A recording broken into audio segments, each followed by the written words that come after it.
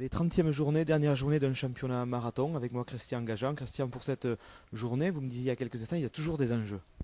Oui, bien sûr. En tout cas, pour ce match, l'enjeu, c'est déjà de bien se comporter devant notre public sur un dernier match, et ensuite de garder cette neuvième place qui est bien mieux qu'un classement à deux chiffres, quoi. Voilà, donc l'enjeu, il est là.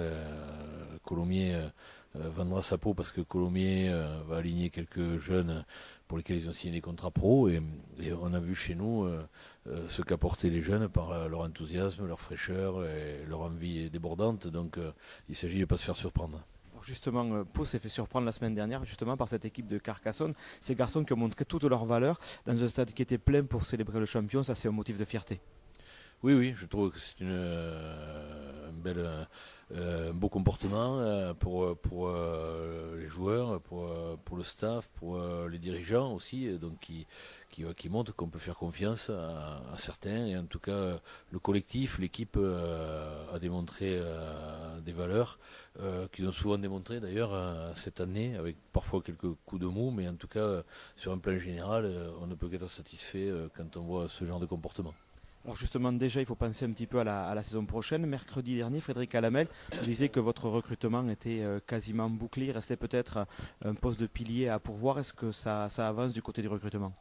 Oui, ça avance, il reste toujours des petits détails à régler, en tout cas, mais bon, on va dire que 90% du travail est fait, ce qui est normal à ce stade de la saison. Ce qui nous a aidé, c'est d'être maintenu bien avant l'année passée. Donc voilà, on a aussi eu la satisfaction de maintenir et de prolonger certains de nos joueurs, on va dire cadres, et donc ça c'est bien, ça prouve qu'ils ont envie de continuer l'aventure.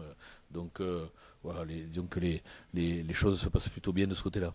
Allez, pour conclure, toujours pareil, le même motif, on parle toujours du niveau qui s'élève en Pro D2. Cette année, pardon, on a pu encore le constater. Et l'an prochain, ce qui s'annonce, notamment avec les descentes de tome 14, ça va être très épais. Oui, bien sûr, mais bon, je crois que tout le monde s'en réjouit, c'est une bonne chose, et il faut surtout pas manquer le train, il faut rester dedans, et il faut au contraire essayer de petit à petit gagner quelques places dans les wagons pour s'approcher de la locomotive, quoi. Merci Christian et bon match dimanche. Merci.